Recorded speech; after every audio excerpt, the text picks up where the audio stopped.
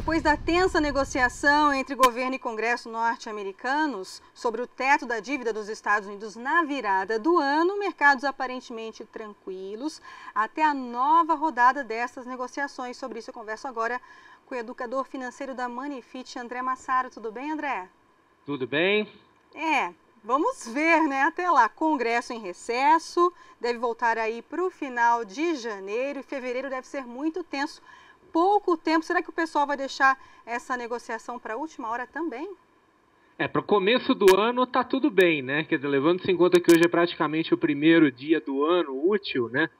Mas assim, tudo indica que vai ficar para a última hora. Isso aconteceu o ano passado, quando se falou do teto do endividamento, aconteceu agora, não foi nem um pouco surpreendente, todo mundo imaginava que ia ficar mesmo para a última hora a questão do abismo, e eu não tenho expectativa de que vai ser diferente no terceiro ato dessa história. Tá, então eu vou pedir para você conselho para os investidores nesse período pré-negociações e depois durante essas negociações entre o governo norte-americano e o Congresso.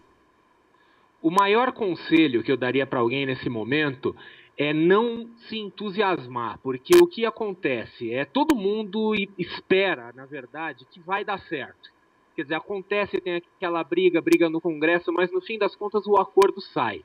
E quando sai o acordo, o que a gente vê é uma grande euforia. E isso aconteceu agora mesmo, quer dizer, a abertura da Bolsa no ano foi uma abertura mais ou menos eufórica, agora está estabilizando. Então o importante é saber desde já que na eventualidade de haver um acordo, vai ter um movimento eufórico, vai ter um movimento assim bastante intenso, bastante agressivo, mas isso não é um sinal, a gente não pode se entusiasmar, quer dizer, manter a estratégia que foi traçada para o ano, a estratégia mais que isso, que foi traçada para a vida assim, do investidor. Quer dizer, não se deixar entusiasmar por notícias ou por esses movimentos assim malucos, esses movimentos muito eufóricos que seguem esse tipo de fechamento. Agora, até lá começa já a temporada de divulgação de balanços corporativos do quarto trimestre do ano passado, começando com a Alcoa, a gigante norte-americana da fabricação de alumínios. Dá para generalizar? Esses balanços devem vir bons ou não, André?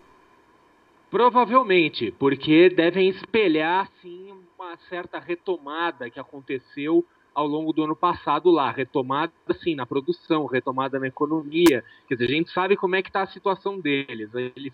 A economia dá alguns sinais assim de retomada, mas não no lado que interessa, né? Quer dizer, no lado do emprego, nos indicadores sociais, etc. Mas assim, provavelmente devem vir resultados não vou dizer bons, mas pelo menos resultados não desanimadores, o que reforça a ideia que a gente comentou anteriormente, que o investidor não deve usar isso como um pretexto para extravasar assim, e de repente começar a se comportar de uma forma muito irracional. Quer dizer, o acordo no Congresso provavelmente vai sair, bons balanços vão sair, mas não se deve sair da estratégia de investimento. E André, os balanços corporativos aqui no Brasil? Aqui no Brasil, talvez um pouco menos animados, vamos dizer assim, né? Quer dizer, reflexo também do crescimento baixo da nossa economia. Então, assim, provavelmente vão ser positivos, não vão ser balanços ruins, mas é pouco provável que sejam coisas assim muito animadoras que vão dar um alento para o investidor, uma sensação de que agora vai. Né? Quer dizer, a economia brasileira ela está realmente amarrada, ela deve continuar amarrada, e isso provavelmente vai se refletir nas empresas. Ok, André Massaro, muito obrigada por essa participação aqui no site La Presse, a primeira entrevista sobre finanças de 2013. Muito obrigada. De nada, é uma honra estar aqui na primeira, né? Ok. Da BMF Bovespa, São Paulo, Brasil, Luciene Miranda.